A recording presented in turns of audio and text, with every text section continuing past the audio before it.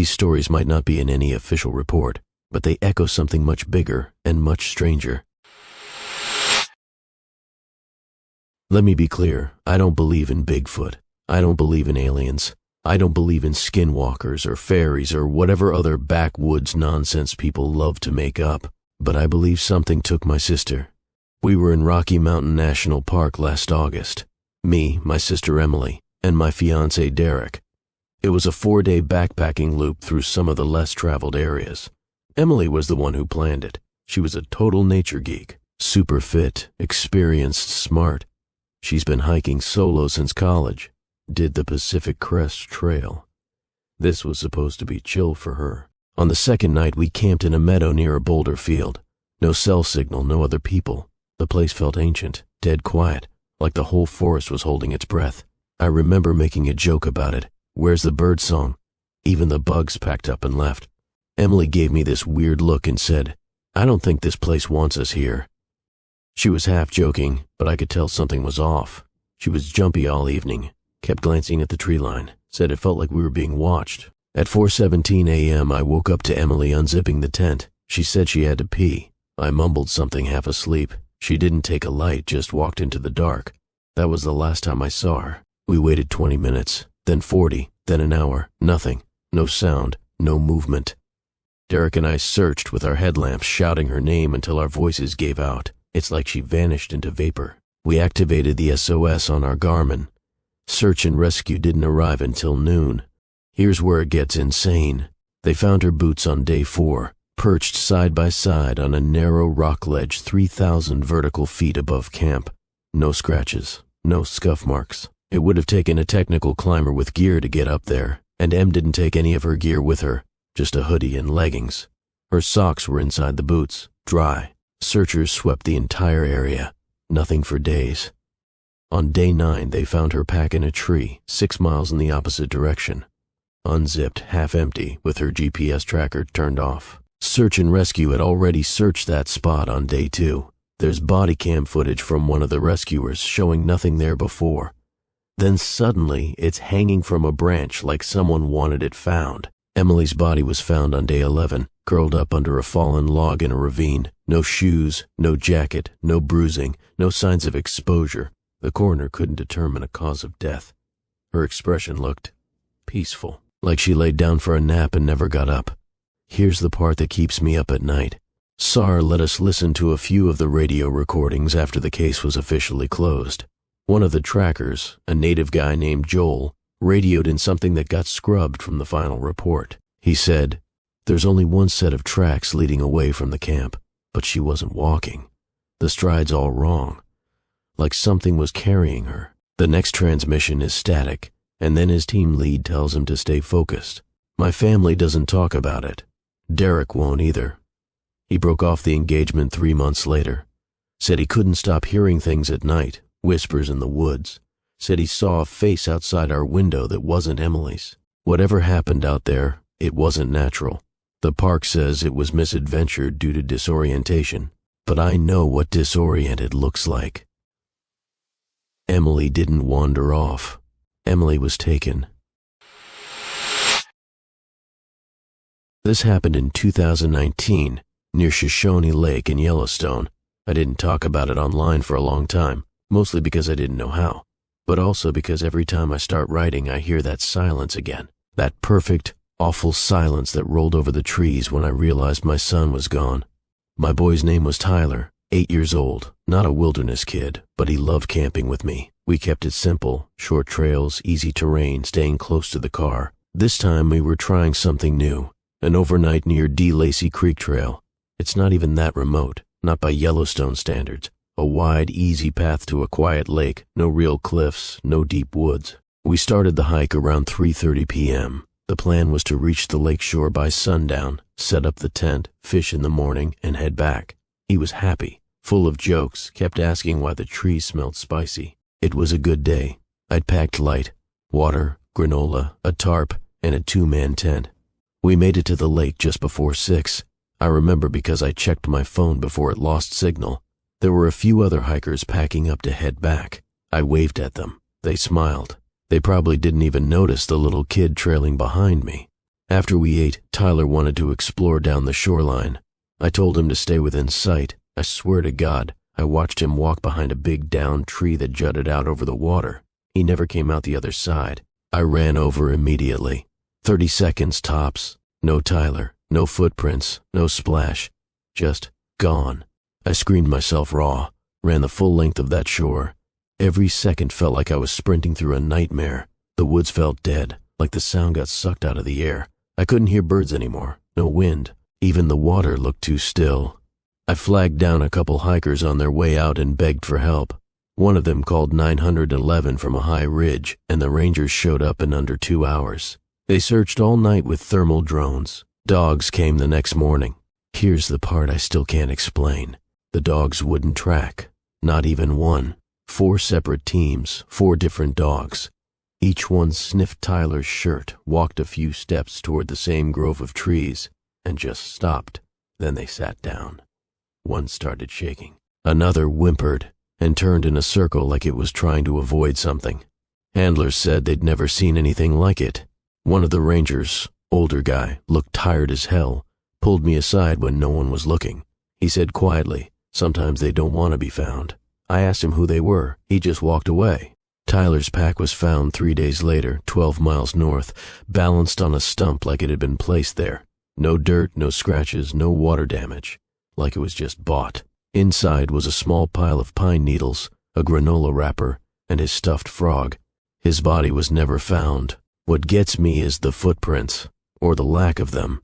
The rangers said there were no tracks leading away from where he disappeared, just his prints ending behind that big log, not faded, not washed away, just gone. They listed him as a probable animal attack, even though there was no blood, no drag marks, and no signs of struggle. It's easier for them, I guess. Easier than saying, "We don't know what took your son. We don't even know how." Some nights I dream he's standing in the trees, watching me with his stuffed frog in one hand. I scream for him, and he just stares. He looks older in the dream, too old. Like he kept growing out there, like something else raised him. My cousin Daniel wasn't just outdoorsy, he was surgical about it. He worked search and rescue in Oregon, volunteered with the county fire department, and climbed for fun and training, ran ultramarathons, ate dehydrated lentils like they were popcorn. The dude was born to survive, which is why none of us bought what they said about how he died. It happened in late September 2020. Daniel took off for a solo climb near the Marble Mountain Wilderness. He told his sister he was doing a fast summit route on Kings Castle Ridge. No overnights, no technical gear needed, just a day pack, water, GPS, and satellite beacon. He parked his car at the trailhead and checked in with his GPS around 9:41 a.m. His planned route would have had him back by 6 p.m. He never came back. They activated search and rescue by nightfall. His car was still there, locked, no sign of distress.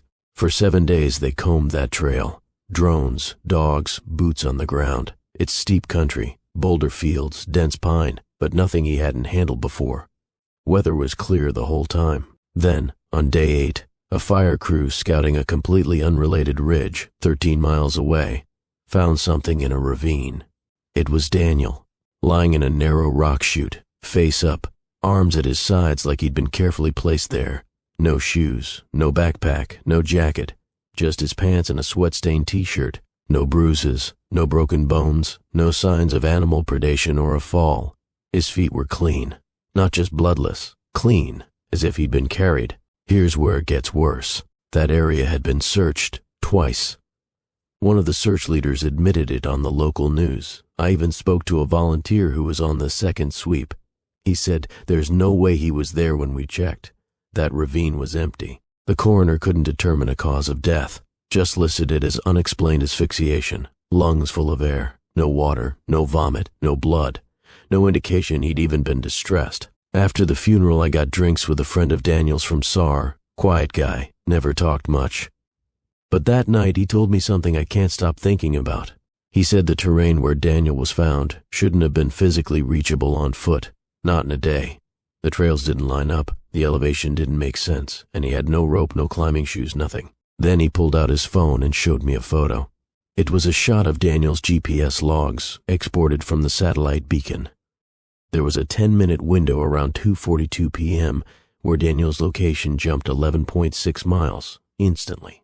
No trail between, no sign of transit, just 2 points, point A, point B, and nothing in between. They blamed it on a tech malfunction.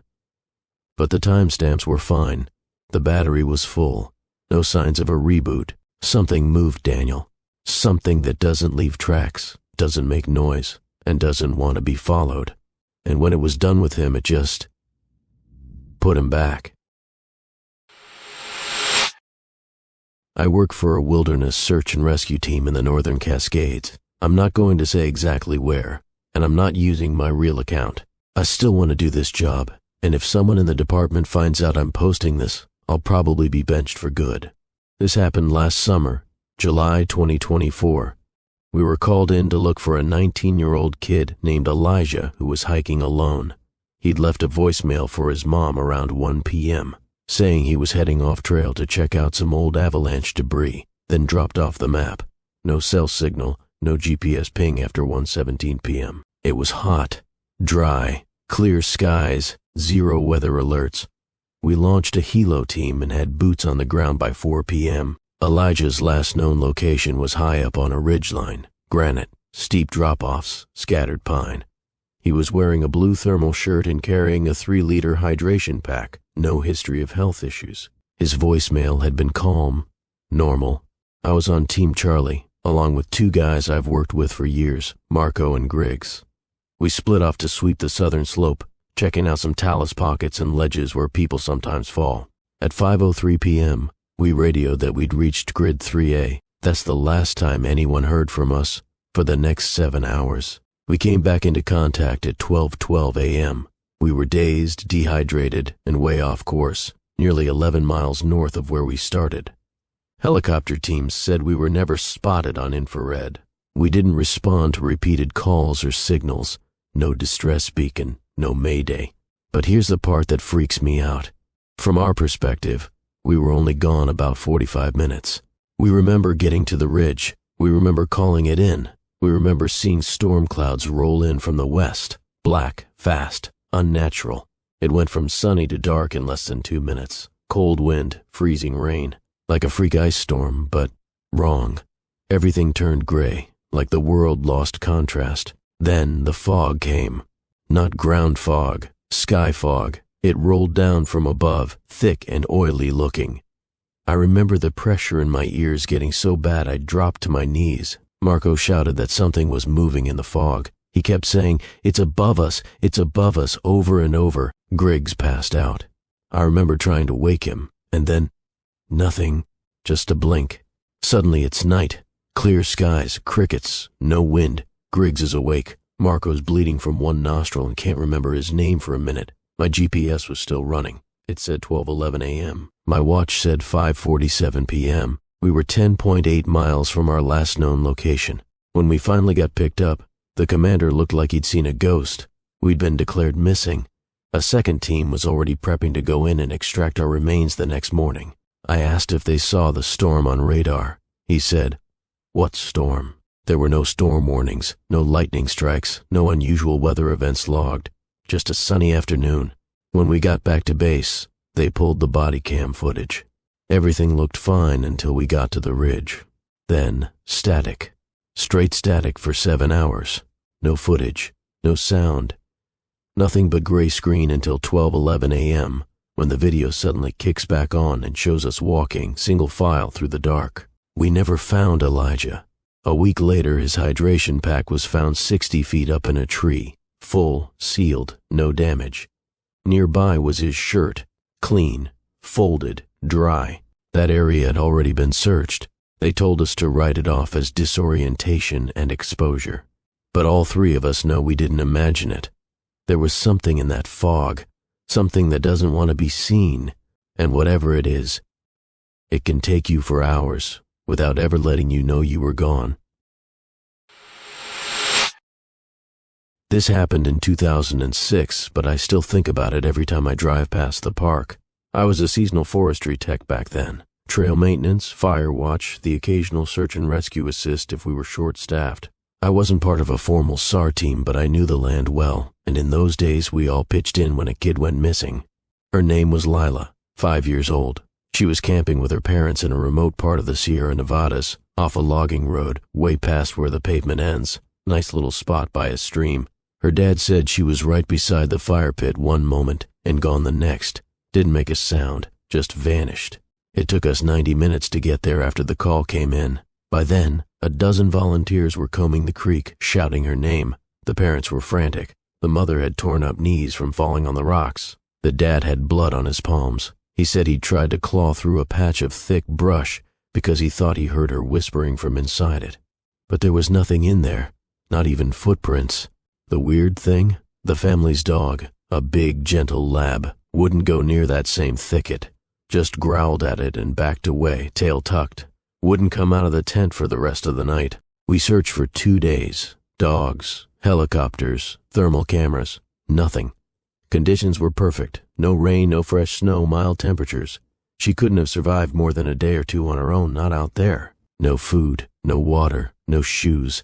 On the morning of day 3, around 5:30 a.m., we found her.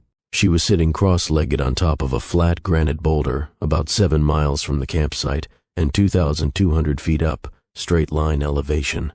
No trails nearby. We're talking dense switchbacks, unstable shale, bare country. It would have taken an adult several hours to bushwhack up there. But she looked fine, not even scratched up. Her feet were clean. She was wearing the same pajamas she vanished in, except now they were spotless, not even dusty. No blood, no bug bites, not a single burr or leaf stuck to her. And she wouldn't speak. She was awake and alert, but just stared straight ahead, like she was watching something we couldn't see. Wouldn't respond to questions, not even from her mom. Wouldn't blink, wouldn't cry. They took her to the hospital. She was physically fine, mild dehydration, no signs of trauma. She started speaking again a couple days later, but never said where she'd been. Except once. One of the rangers asked her, gently, if she'd been scared out there. She said, "I wasn't alone. The tall man kept me safe. He said I had to sit very still and not blink or I'd fall." The sheriff's office called it probable disorientation followed by an unintentional ascent. I've worked in that area for 20 years. I've seen what cold does to lost people. I've seen what panic does to children. Lila wasn't panicked. She wasn't cold. She wasn't dirty. She looked placed. And that boulder she was found on? Locals call it Watcher's Rock. Been called that since the 1940s at least.